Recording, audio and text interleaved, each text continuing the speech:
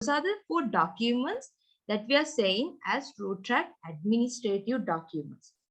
So whoever who's asked about what are the admin documents which related to Rotaract, yes, of course, these are the 4 documents. Though we had 1000+ documents, these 4 going to be your admin documents related.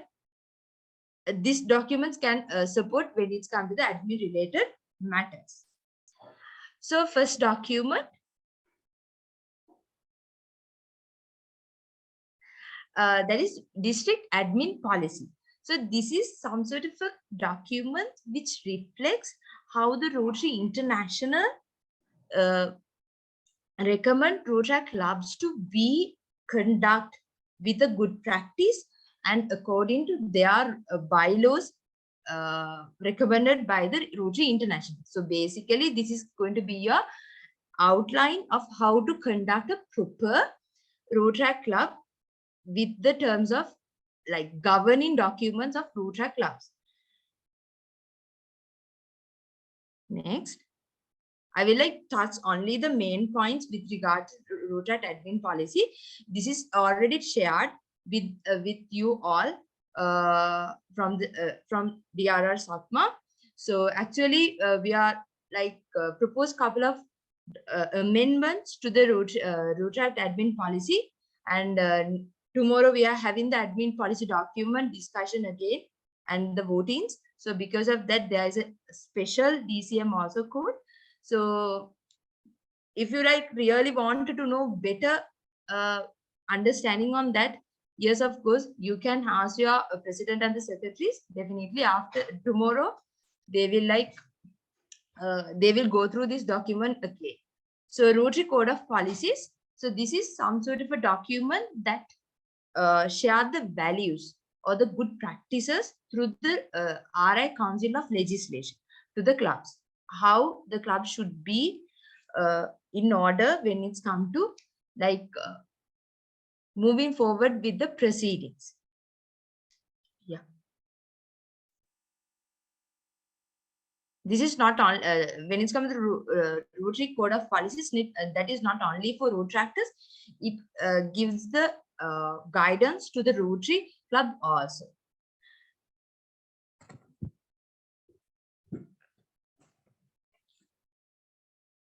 So next, this is some sort of a document that you guys really wanted to adopt by adding your club name and the Rotary Club name. Definitely over the years, you should you are like just put your name at the standard Rotary Club constitution and your sponsoring Rotary Club if you have on that document only. Like that is the only thing that you are guys that you guys are doing when it's come to the standard Rotary Club constitution. But this is going to be some sort of a admin documents that reflect how your board of directors and the club should be certified as Rotaract club when it's come to the Rotary International. Like it's not just putting your name and the sponsored Rotary Club name there. Like you are certifying that you are going to be a good Rotaract club within the Rotary International movement. Yeah, next. So me and Nimna taking little bit more time when it's come to the Rotaract club bylaws. So I will like first mention what is recommended Rotaract club bylaw. So this is some sort of a recommendation provided by the Rotary International. That is not these all the 4 documents we are getting from Rotary International's end, and we are adapting to our standards and our values. So that is what we are doing. So if not, you don't think even the Rotaract bylaws also shared from the district steering committees end? No, it's not. We are getting this document from the Rotary International's end, and we are circulating with our Rotaract clubs to be and adapt to these admin documents. When it's come to the Rotaract bylaws also, we are getting some sort of outline how the Rotaract club bylaws should be from the Rotary International. That is called recommended Rotaract club bylaw. But this It should be customized according to the club preference, according to the club proceedings, according to the club's values and the operations. So, Nimna,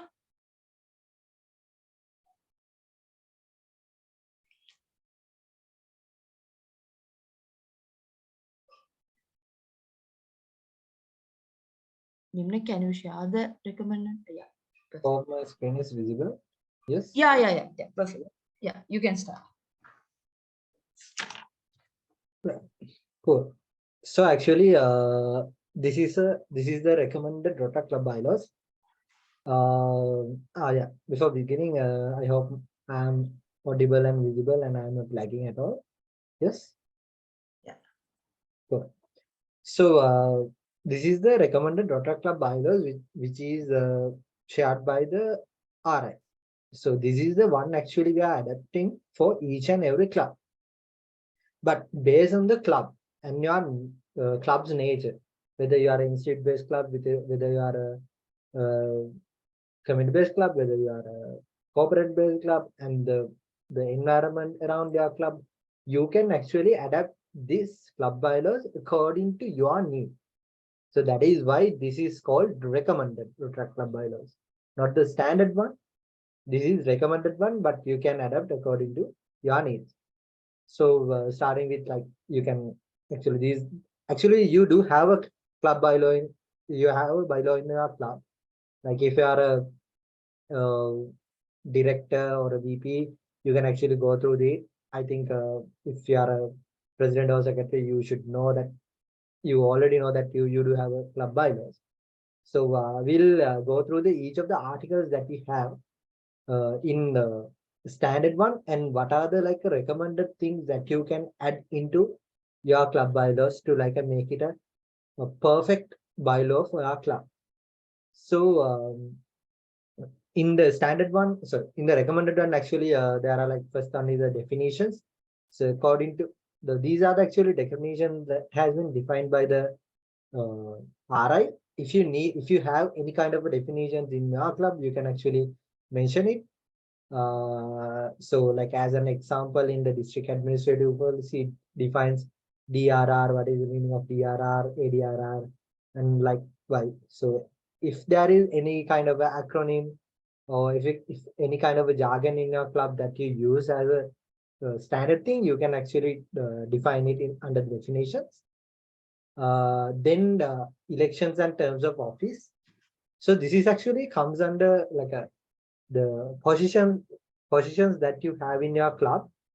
Uh, this is like how you elect a position or a board member or a president for your club, and how the terms of office in your club vary according to the position. So usually terms of office is like default to 1 year.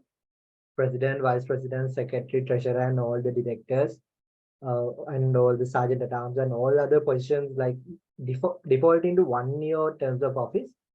But actually that you can define according to your club. And you actually need to define the elections as in your club can just elect a president or maybe selecting for presidents. Like some of the clubs that is like actually in action. Some of the clubs not electing a president but selecting, like by House of President, House of Past President, or maybe the Rotary Club by involving the parent Rotary Club, they will be selecting a president. So actually, you need to include that in your club bylaws. So that is a must thing.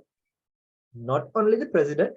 So usually in the club bylaws, like people are tend to add it, the election or selection process of the president. But what we are recommending is please include the selection process of the club directors and other positions also. So that will be easy. Like if someone raise any questions like from the outside parties, how did you have handpick a person, because like that is not fair, or like there can be some kind of questions which raising from the outside parties outside the club. So if that kind of a question raised, it is better if you have adapted in that in your club bylaws. So if you do have like, I know you do have a, like a selection or election process for the directors as well. So please include that as well. Like it's a recommended thing that we are recommending you to do. So that is actually regarding appointment. And also make sure to add termination of the positions also. Like how you are terminating a position, based on what criteria you are terminating a director or a secretary or assistant secretary, or what kind of a position in the board, how you are going to terminate them. So that is also recommended to add in your club bylaws. So if you adapt it in your club bylaws, like previously said, there won't be like any external parties involving into your decisions and what.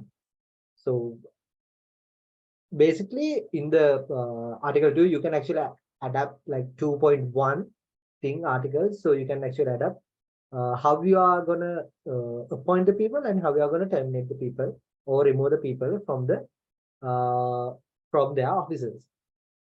Then uh, like yes, so that is regarding actually elections and terms of office.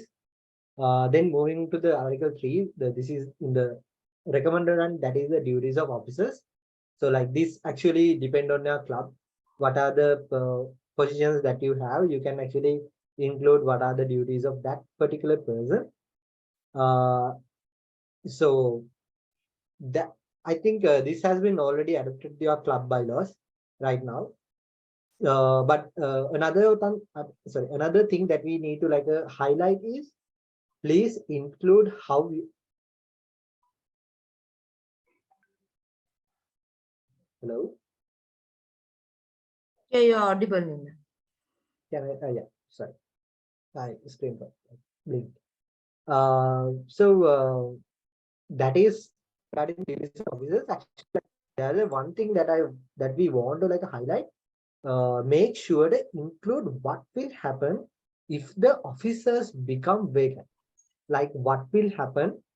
Like what is the process that you are gonna take if office of president become vacant, office of president elect become vacant, or the office of secretary become vacant, likewise, or the any kind of office of director become vacant. Like what would be the process that you are gonna follow if any kind of like what are the duties that you're gonna have? Like here it says the vice president succeeds the office of president in the event of removal of the latter for whatever cause. Like this is the removal or the in absence of president.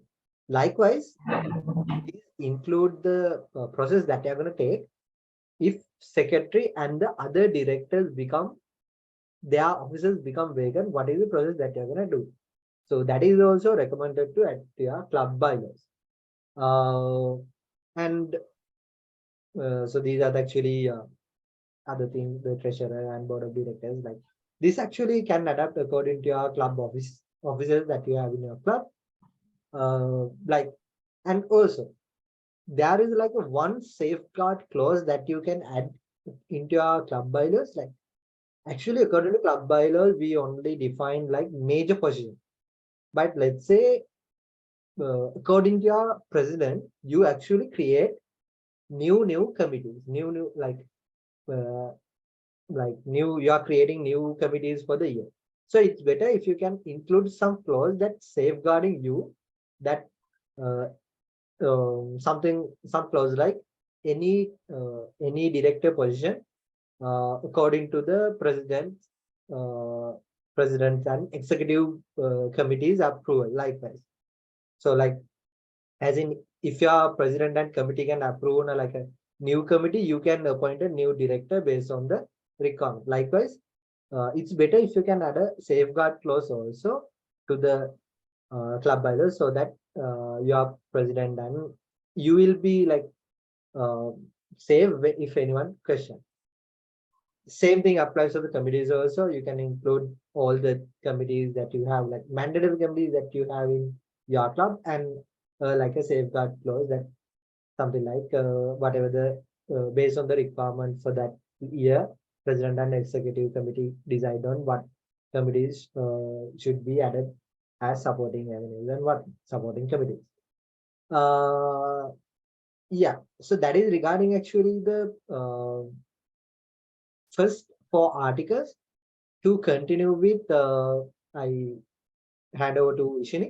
Ishini. So when it's come to the meetings, so from the district steering committees, then we are encouraging to conduct 2 meetings, meeting types actually. So you can customize with your requirements. சும்மா அந்த நான் கதைக்கு joke பண்ணி கொள்ளுற அது மௌலிக்கு செல்வன் செய்யுது சரியான பிரஸ்தாவின் பார்த்து. Okay, no worries. So you should conduct 2 types. We are encouraging you to conduct 2 types of meetings. One is board meeting with your board of executive committee and the board of directors, and the general meeting with your general membership, general members and the prospective members. So those are the 2 main types that we are encouraging you to do from the club levels. And there should be 12 meetings, including 1 transition meeting. It can be a annual general meeting, which is known as, or you can use the terms of transition meeting. Other than the transition meeting, you should conduct normal board 11 board meetings and general meetings to be a good standing club. Okay, so when it's come to the good standing, since I've mentioned that name here, there are a couple of things that club should follow to be a good standing club in our district. So at that terms, this is going to be one requirement that you should carry out to be a good standing club in our district. Basically, you should conduct 11 board meetings and 11 general meetings along with and you should conduct a annual general meeting, which is known as transition meeting.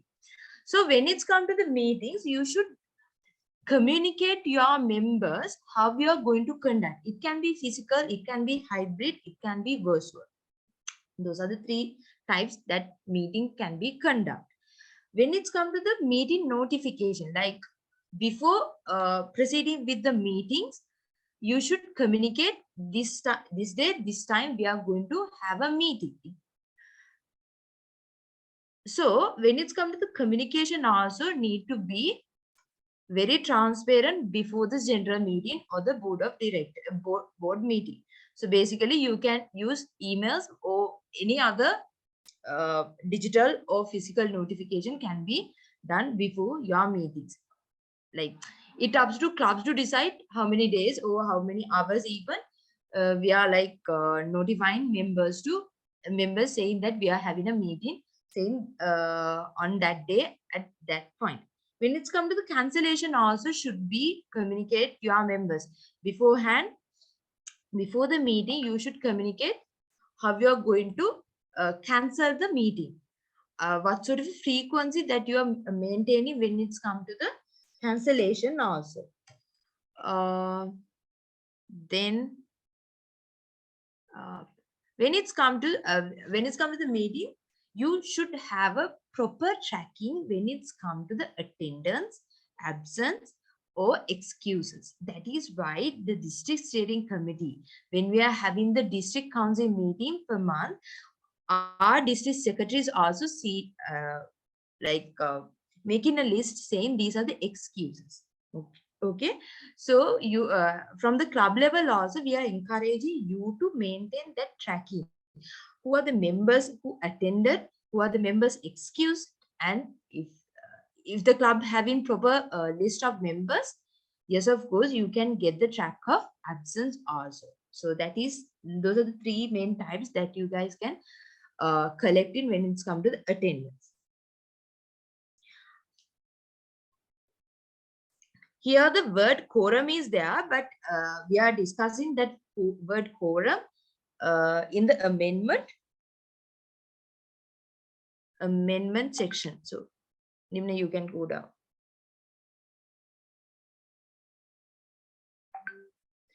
when it's come to the I will add these things when it's come to the meetings. You guys can put how when you are like what is the frequency of having board of directors meetings and the general meeting meetings, how the frequency, like it can be like you can have the board meetings at the first week of month, and the second week of the month you can have the general meetings. It's up to club to decide, but anyway it should be defined at the bylaws. When it's come to the cancellation also should be defined, and the form of conducting meetings also should be defined. It can be physical, virtual, or hybrid, but it should be defined at the bylaws. Nimna down. So when it's come to fees and duties, this is a very crucial part. Since we are having Rotary International membership payment also, this is going to be a very crucial thing. It also can be defined up. It also like up to the club to define the terms and condition, but this is some sort of a recommendation from the district steering committee's end. Since the club should pay $8 or $5 as their RI membership due, we are recommending you to put as whichever higher we are going to collect from your clubs. Like saying, as I said, if the club collecting $8 or in rupees, if you are collecting 3,000 rupees from your members, whichever higher we are going to collect from your members as their membership due for that particular year, because we have to struggle with the exchange rate and whatnot as a country. That is why we are recommending that particular phrase in the fees and dues. If the club's having some sort of a payment saying admission from the new members, it also should be defined here. If the club collecting admin related cost from your members as dues or the fees, it also should be defined here. Simply, if you are collecting at even one rupee from your members, mentioning as a membership due or an admission due or a membership collection, it should be defined as dues and fees and dues. Okay, so here basically you should define how the admission fee works in your club, how you are going to tackle the RI membership fee and any other admin related cost you are collecting from your members. This is going to be this phase should be really transparent, and this should be clearly communicate to your members when they are like appointing as general members at least. Okay, but this is better to mention when they are joining to your club. Then that is how the transparency works, honestly. So because of that, make sure to maintain this Article 6 very transparent with your members, because this is finance. This is you are like handling your members fees and whatnot. So that is why we have mentioned those things. Yeah, admitting members. So when it's come to the admitting members, it's up to you to decide how you are going to give the recognition of the club members. Okay, so when it's come to the member who's joining to the Rotaract movement, at a first stage we are calling them as prospective members. Okay, so prospective, once you're like admitting prospective members also to the club, you can have a selection process. Okay, it's up to the club to decide, but better to have a selection process, because we should maintain a quality member base within our club levels. Once the prospective members transferring to the general member category also should be defined here. How the prospective member going to be a general member. Okay, and those members should also know, okay, I'm at the prospective member stage, and while completion these tasks or this milestone, then I can be a general member of this particular club. Then the club official can take the decision saying, yes, of course, we are admitting this member as a general member, but that entire process should be defined at the Article 7. Yeah. Amendments, Nimna. Sorry. Actually, before going to the amendments, there's one thing that I forgot to mention in the earlier the duties of officers and the officers section. Actually, in the around this section, you can actually define how a general member can complain regarding these members. Actually, this has been adopted by district administrative policy, as in how you can remove DRR, as in how you can remove DRR by complaining, and what is the complaint structure of a complaining structure of the particular officer. So likewise, it's recommended to add the complaining structure of your club officers as well, so that any general member can like know what is the process of complaining them to the complaining about the directors or the secretary or even the president. How general member can complain regarding the president, and they what to what extent that they need to go. As in, this should be like a collective decision that you can make up, and you can have a meeting with the board and also the officers and decide on how you can add it. So it is actually recommended to add the complaining structure of the officers also. And since Ishini has mentioned regarding the admitting members, in here also at the clauses of terminating members as well. Like, Yeah. what are the process that you're going to follow when terminating terminating a member? As in what cases that you are going to terminate a member? You can add that clauses to the around these sections, like maybe 7.1 or Article 8, or else not or else, and also at the like general complaining structure.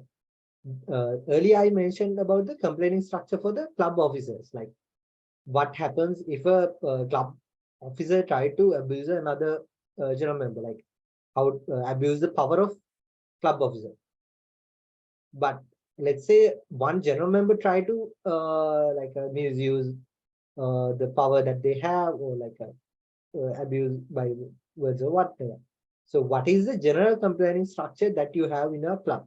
So you can include that in around this section, like regarding the when you are mentioning about the members. So that is actually some of the things that I wanted to mention with regard to members and officers. Now going to the amendments. When it comes to like a bylaw, not in Rotaract, actually, when it comes to each kind of a bylaw, it is like compulsory thing to mention about the amendments, as in how you can amend a club bylaw. So usually the process of amendment is you add the suggestions according to like when we are starting, you are adding the suggested changes to the club bylaw, and you have to actually share the amended bylaw with the club general members, as in general members which has been identified as good standing members in your club 14 days earlier.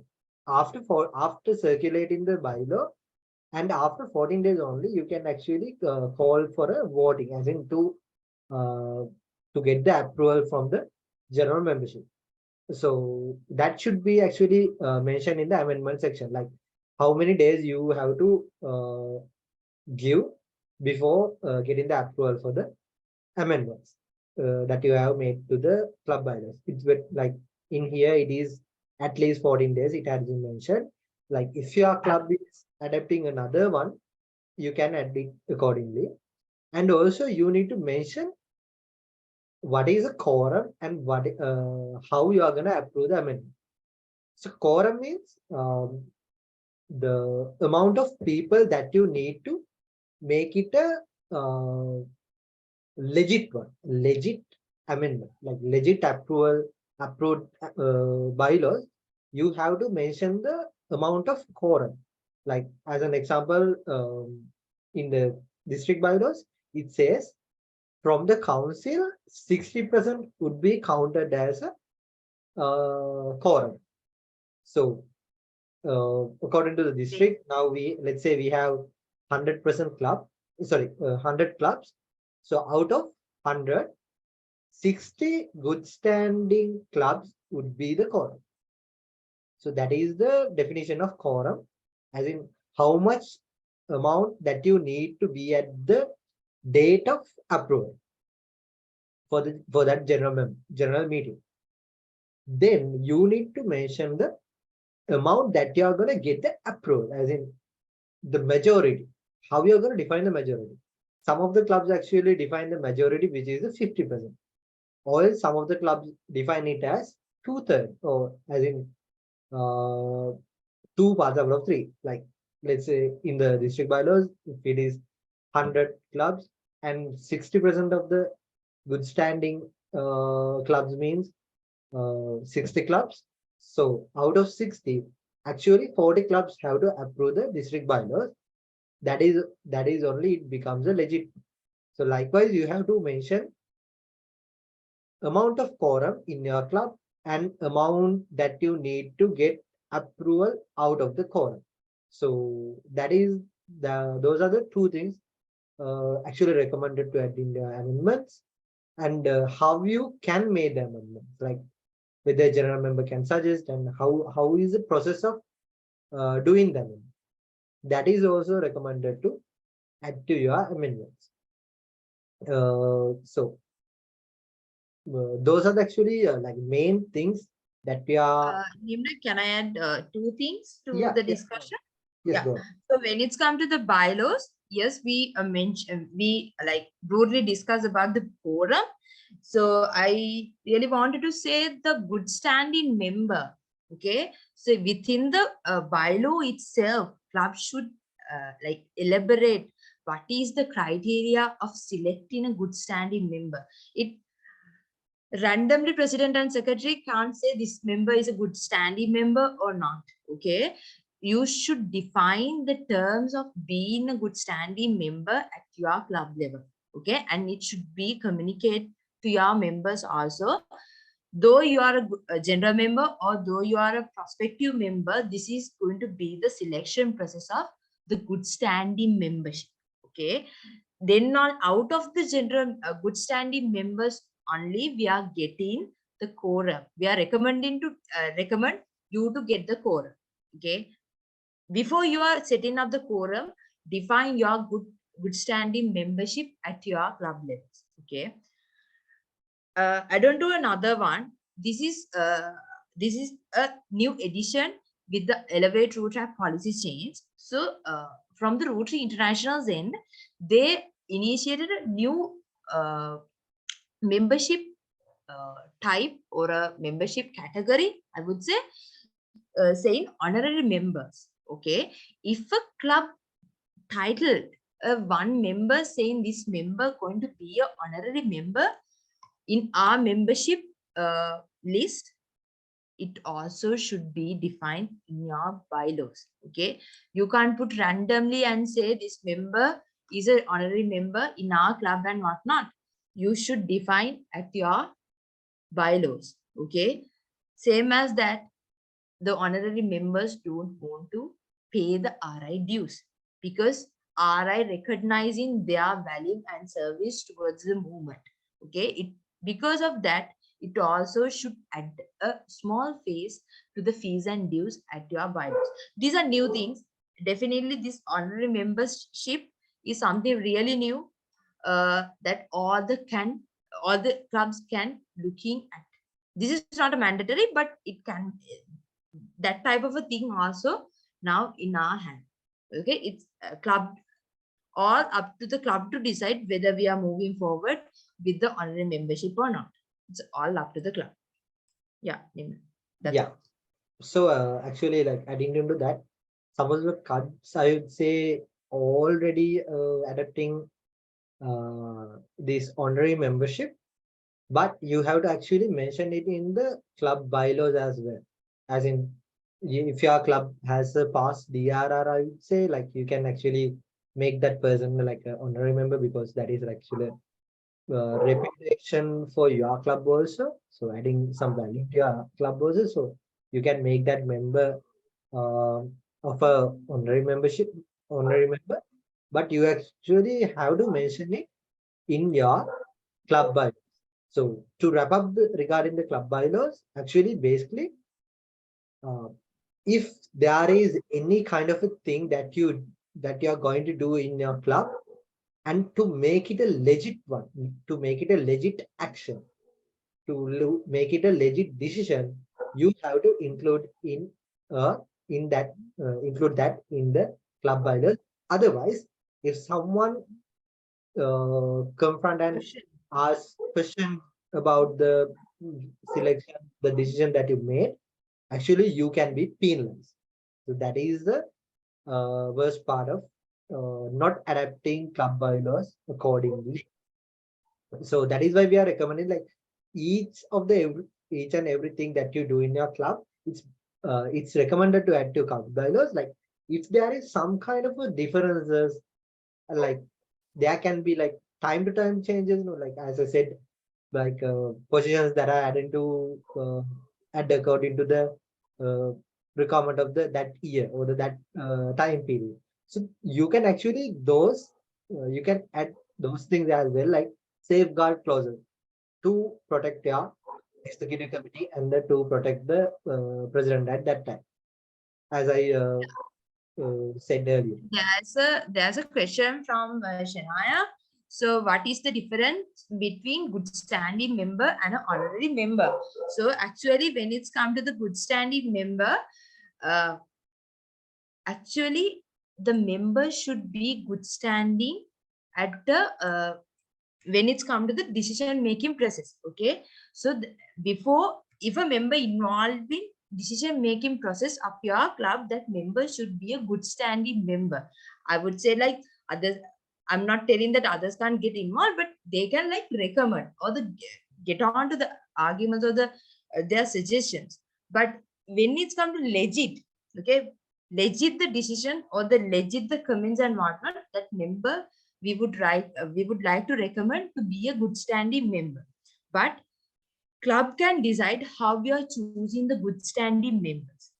Okay, when it's come to the honorary, so with the service a member that shared with the Rotary International movement, the service or the value or the positions that they held, or the like basically the people who gave more service towards the movement, we are recognizing as honoraries, honorary members at our movement, basically. So all the good standing members are not honorary, and all the honorary members better to be good standing members also. That is the phrase that I can use. Shania, do I need to elaborate a little bit more, or you? Okay. Thanks. Thank you so much, Shania. Adding to that, actually, like, I'll take the same example that I said earlier. So let's say your club is having a past DRR in your club. So actually you can add them as an honorary member to your club. That means if that person is an honorary member, so that means you are having the membership of a past DRR. But if that honorary member is like not active in your club, so there's no point of like involving them in the decision making process.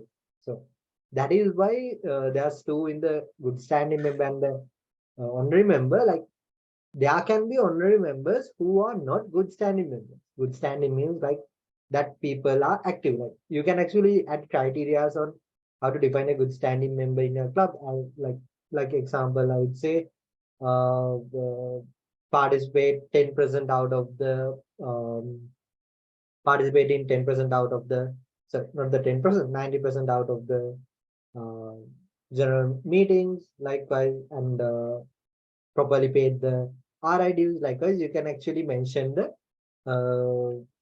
definition of good standing members, and also you can refer district administrative policy and the RI policy document for the for the article referring like how you can define a good standing member, but that is actually up to club to decide how we are going to define a good standing member. But only the good standing members have the power to do the voting or the involved in the decision making power, like to elect a president, to approve the amendments, like to when it comes to like a legit decision process making, sorry, decision making process. Actually, those members have to be good standing members. Yes, got. Yeah. So I think we have actually covered the all part in club bylaws, and we wanted to like recommend the things that we like. Additionally, what you need to include in your club bylaws. Anyways, like when it comes to the DRR visit and ADRR visits, we'll be going through our individual club bylaws, and we'll be giving the personal recommendation, so you can adapt it accordingly in the coming years. So before the DRR or the ADRR visit, if the club wants to like discuss the bylaws personally, like customized way, yes, of course, we are more than happy to support on that point also. Yes. So going back to the presentation.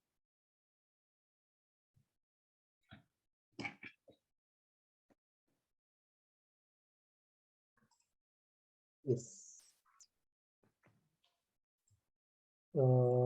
Hope my screen is visible. So that is about the actually recommended Rotaract club bylaws and what you can adopt in your club bylaws. Moving forward, so these are actually like documents that has been provided by the RDSC, which is District Steering Committee, for the understanding of your responsibilities and things, actions that you have to take during each tenure. So in this year also we have circulated these documents. So you can actually refer into this document, and these the links to these document actually added in the our information portal, Rotaract information portal. You can actually refer to that. I think now Rotaract district handbook is actually under the process of making it. Like there are some fine tuning parts in the handbook. We'll be sharing the handbook in the upcoming week, so you can refer to the handbook also when it comes to the things that you need to like get more understanding about the avenues and actions and that you have to take as a club official, and also bidding guidelines and installation protocols, transition meeting protocols, and avenue guideline presentations also will be added there. And this year, especially, we have made some changes to installation protocol and transition meeting protocol. Actually, earlier there wasn't any protocol to transition meeting, but this year we added transition meeting protocol because only we removed the mandatory part of installations. Like since we removed the installations mandatory clause, so we needed the clubs to like if they are not having an installation in their club, they can actually adapt this transition meeting protocol to their club. So that is why there's a recommended protocol for the transition meeting, but that is not like a mandatory thing that you need to follow. If your club is having an installation, you can actually have the transition meeting as you had earlier also. So actually you can refer to this document from the Rotaract information portal, which is the link that we have. Moving forward, good practices of maintaining club admins. Yes, Ishini? Yeah. So when it's come to these are like good practices which we are recommending from the district steering committees in to all the clubs. So meeting minutes. Okay. So yes, of course, we are checking. We are saying that we are checking DRR meeting minutes at the DRR and the ADRR visit. Of course, we are looking, but actually why we are asking you to minute your meetings. So basically the purpose of doing the meeting minutes was to communicate what happened at the meeting to all the members who are not available at that particular meeting. It can be board meeting, it can be a general meeting, but we should transparently communicate what we did at the meeting through the meeting minutes. That is why we are asking you to minute the meeting and approve at the next meeting from the board of from the existing like forum. That is why we are asking you to minute. So basically, when you are doing the meeting minutes, better to mention who are the people present at that particular meeting, mentioning their titles or the designations and whatnot, it can be. And who are the people absent, who are the people excused. It also should transparently communicate at your meeting minutes. When you're drafting the action, we would like to recommend you to put the action basis on a particular action order. You can draft the meeting minutes saying this is the action to and elaborate little bit more. Not just don't put just couple of words saying these are the things, but elaborate little bit more to get better understand. So that is something that we would like to recommend when it's come to the meeting minutes. Tracking membership. This is a very crucial part since we are paying RI dues, and this year we are like paying the RI dues with a pro rata basis. We would like to recommend to have a proper membership tracking in your club levels. When it's come to the membership tracking, you should track the member details, at least the full name of your member, email address, and the RI ID. Better if you guys can maintain the RMIS ID along with the RI ID, because many of the members, I would say, don't know they are having a RI ID, but you should communicate. The president or the secretary should communicate saying this is your RI ID. If a member doesn't have a RI ID, that means that particular member not actually a member of Rotary International, but that person volunteering at a moment. Okay, if you are recognizing one member, or if you are recognizing members as members in the Rotary International movement, definitely that particular member should have to have a RI ID. Because of that, it should be communicate with your members, and RMIS ID also better if you guys can. When it's come to the membership tracking, it better to track the admission date, the join date, that particular member to your club, saying as admin. So the second thing, date that member should the date that member induct as a general member to the club, and the termination date or the transfer date. Those are the four main dates that you guys can track as membership tracking at your membership tracking system. I would repeat that thing. First thing, the admission date. The second date would be the general member induction date. Third thing, termination or the transfer date. Once you're transferring the members to one club to another club, you should communicate all these things to your member, especially the full name, email address, along with the RI ID. If not, from the district steering committee's end, we are not complete your transfer or the approve the transfer. We will definitely revert it back to the outbound club, asking these details. Okay. So when it's come to the admin document, please do have an archive folder for admin documents. It is going to be your heart and soul of your club administration. Okay. Like simple thing, put all the admin documents to the club drive and save it there by renaming that particular years or the names. Like, it's also up to the club to make the reference names and whatnot, but it should be archived.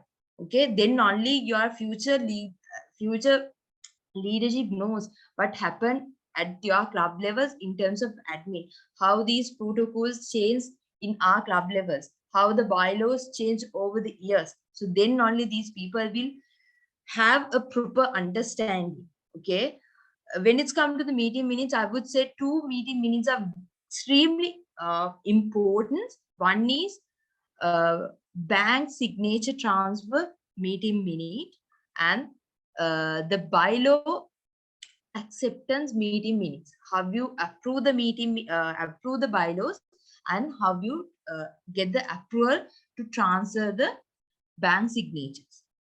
Other than that, it better to have a clear cut meeting minute when you are inducting next club officials, saying these are the proceedings taken when you are inducting these officials as next leadership of our club, so that those things reflect your transparency towards your general members and the board of directors.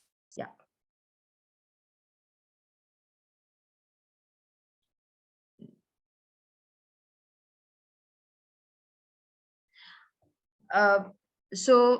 When it's come to the DRR and ADRR visit folder, actually, each and every year we are asking for drive folder with all your admin documents.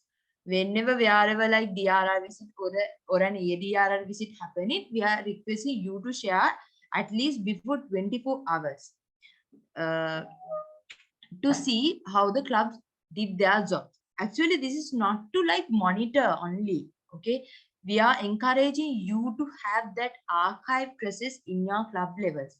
Okay, and definitely when you are sharing the drive folder, don't just share your drive folder. Before you are sharing your drive folder, please have a chat with your beloved guide club coordinator.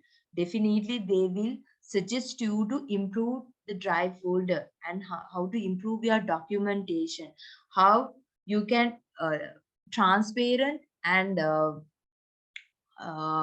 you can like show your best colors at the DRR or the ADRR visits. So those are the things that we would like to recommend. And don't make your DRR or the ADRR visit folder right before the DRR visit date or the ADRR visit date. If you really wanted to have a proper club admin process in our club level, start making the DRR or the ADRR visit folder today or this month itself. Then the club knows, even the entire club officials knows, okay, we should have a DRR visit or the ADRR visit folder, because we are seeing that club struggling to make this folder even. Okay, because it 100% because you are start doing these things at the last minute. Okay, yeah. Yeah. Nimna, when it comes to tracking volunteering hours and donation. Yes, actually, I have one thing to add into the maintaining DRR and ADRR visit folders. So this is actually like there's a, I would say, miscommunication in the clubs also. Like in the DRR and ADRR visit, we ask actually there's a one in the one clause in the checklist that we are asking for the all the inbound and outbound transfer recommendation letters. We are asking for transfer recommendation letter, but most of the time, like more than 99% of the clubs, what they are doing is they are only including the current club transfer letters, but that is not what actually we are asking. We are asking like what district steering committee want to see is that you have that record of each of the transfers that have been done throughout your years, as in from the beginning of your club, whether you do have all the letters. So actually when you are, so this is actually added thing that I wanted to share. whenever you are sharing your DRR visit and ADRR visit folders, make sure to add all the letters that you have in your club, including previous one. So if you maintaining this DRR and ADRR visit folders, that archive, it is like very easy to get all the letters and put it into a one place. So that is why that is, and also like it is like very easy to track all the things in your club if you are maintaining this. But that is actually I wanted to especially highlight, but because most of the clubs doing only including the current club inbound and outbound transfers, but not the everything. But actually, what we are expecting is to include transfer letters from previous years as well. So I think from this year onwards, that issue won't be there since we have mentioned that. Yeah. So And the from the and the fun fact from the distance steering committee's end also, we are tracking the inbound and outbound trading, outbound transfers, and even we are also collecting your recommendation letters discreetly to cross check with their drive folders and with our ones. So now it should do thing. yes. So coming back to the tracking volunteering and volunteering hours and initiatives. So actually, this is actually a best practice that we want to recommend in your club. So since now the RI due also in action, whenever you are doing any kind of a recognition towards a membership, it's better to actually uh, recognize the who have been the really active in your club. So in that case, it's recommended to track the volunteering hours in your club for the each and every initiative. But when tracking the volunteering hours, like some of the clubs would say, we don't have any platform, how we can track the volunteering hours? We are not actually asking for a system per se. You can actually simply use a Excel sheet, like with all the club members in your um, Excel sheet and all the initiatives that you have done through the months or the years. Likewise, you can actually maintain an Excel sheet for the like as for the starter. If you are like having the good technical knowledge, you can actually develop a separate platform or whatnot. But you can actually start from an Excel sheet to track start tracking of the volunteering hours. When it comes to tracking it, make sure to track each and every thing that has been done by the member, not only the thing which is like worth of tracking, but each and everything. Whether that person did like go for a visit and came, that is also a contribution. Make sure to add it. Like when it comes to tracking, you can actually like consider some kind of a weightage or something like just a participation is like a less weightage, and if they are a committee chair, that is like a more weightage, just kind of thing, or a point system. That is actually up to you to decide, but make sure to add it more in a realistic way and make sure to track all each and everything that has been done by the member. So that is a that is the other thing that we want to suggest as a good practices of maintaining your club administration. Moving forward, so this is actually with regard to the that we have that we had said earlier, the recording meeting minutes is like very important thing. So when it comes to meeting minutes, you have to actually maintain meeting minutes because of like some reason. Some of them are like whenever meeting minute is there, if a particular person, I would say member, I would say, but even though that member or the board, if it is a board, maybe if there wasn't any board member, or if it is an executive committee meeting, if there wasn't any executive committee member, like if they could not come into the uh, meeting, if they are absent, they can actually go through the meeting minutes and get an understanding about what happened during the meeting minutes. So that is why actually meeting minutes are very important. Um, So as Ishini mentioned earlier, it is like very important to maintain that two meeting minutes, which is like the transition of our club signatories and also and the approval of the club bylaws. And also you can important like record the your AGM as in transition meeting minutes also. And each and every meeting minute is a recommended, not recommended, like it is like a must thing that you need to do, minuting the all the meetings. And not only the general meetings, not only the board meetings, not only the executive meetings, even though if you can assist, like if you can adapt minute in the project meeting also, that is also recommended. Like what in the district that we have adapted that, like whenever we do a, district project, we are minuting the meetings. So likewise, you can actually minute the meetings in your club as well. But if it feels like extra burden to your project committee, that is totally fine. But it is recommended if you can minute the project meetings also. And make it sure to make it more descriptive, because if if there is any particular member who could not make it to the meeting, they can get a proper understanding about what happened.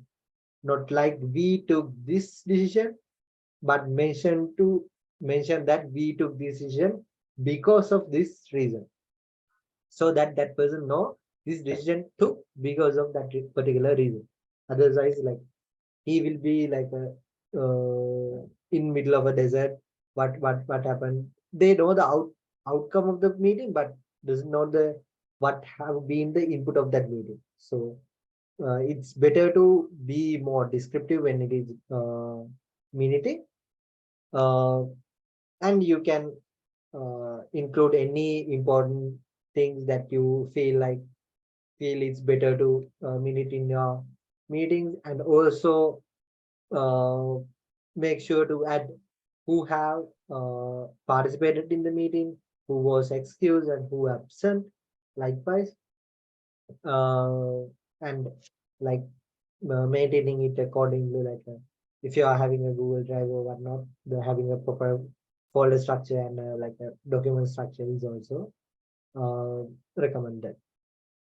uh, Moving to the next, uh, this is about the reporting the things, not only the meeting minutes, like you have to, this is actually like a basically important for the club secretaries and club presidents. When you are writing project reports, be like very descriptive in terms of uh, project reports. Like during my past 2 years of district steering committee, I have seen some project reports which has only 2-3 lines for the project planning, 2-3 lines for the project description. Don't be like that.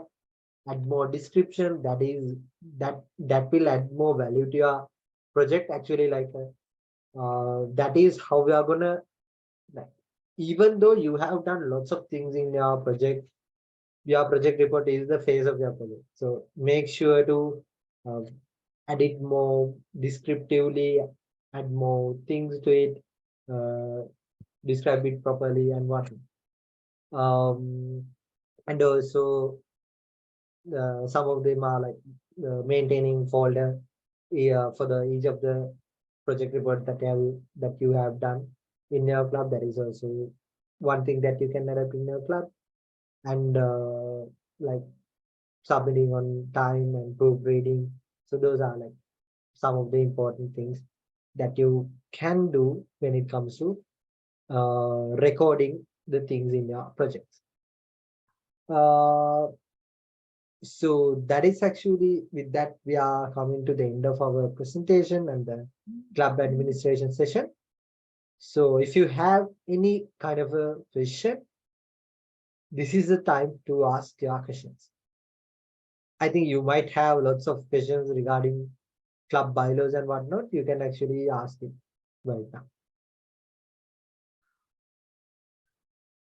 or else like if you want like if you can't ask it right now, or if you want to like a personal recommendation or like a personal guidance with regard to your club bylaws and how you can improve in terms of your club, you can actually reach out to us, reach out to organization development team.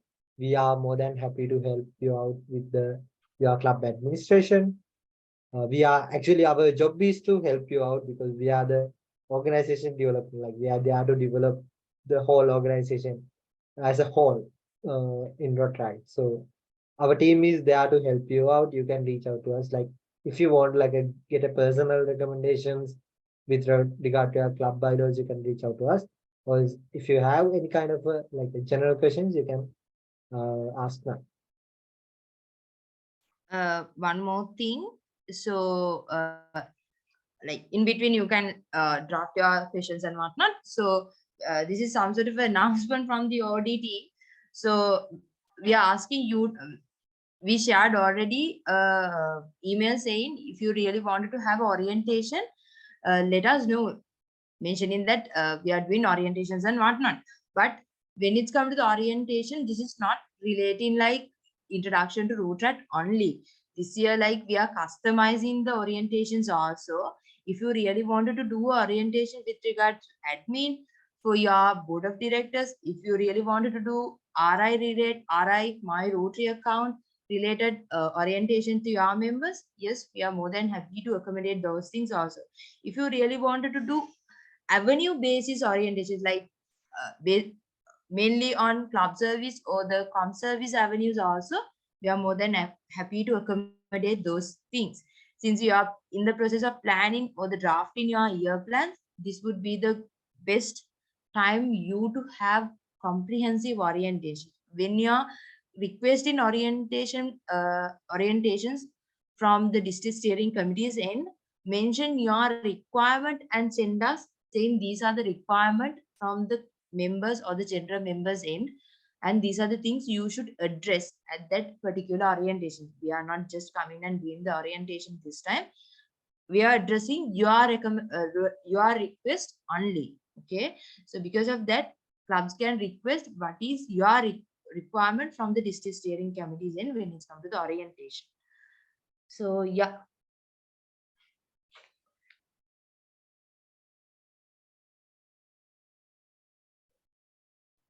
Sorry, I will send you.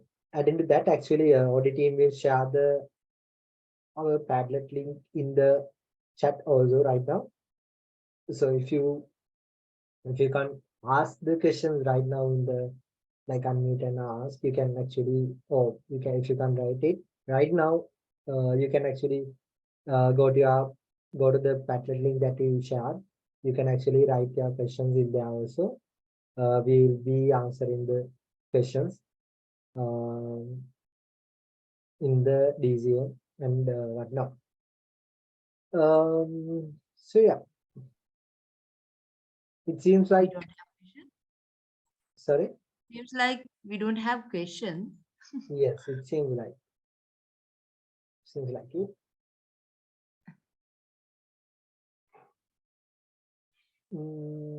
If so, I think we can wrap up. Yes, I think today the session was very informative, and most of all the people were listening to it and had a thorough knowledge about it. So before we end this session, shall we all switch on our cameras and take the final screenshot as well?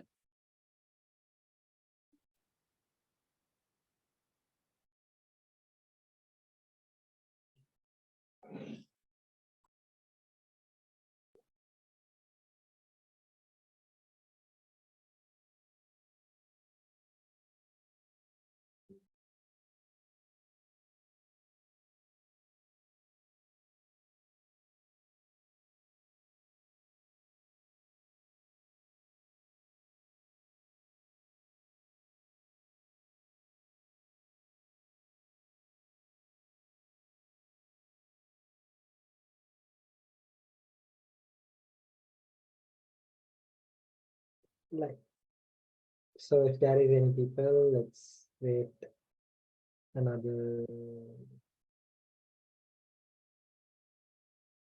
2, I'd say, let's wait another 10 seconds and I'll be taking it. Okay.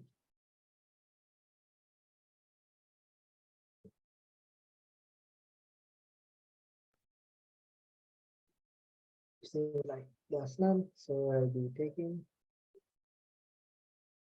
Say cheese to the camera. Cheese.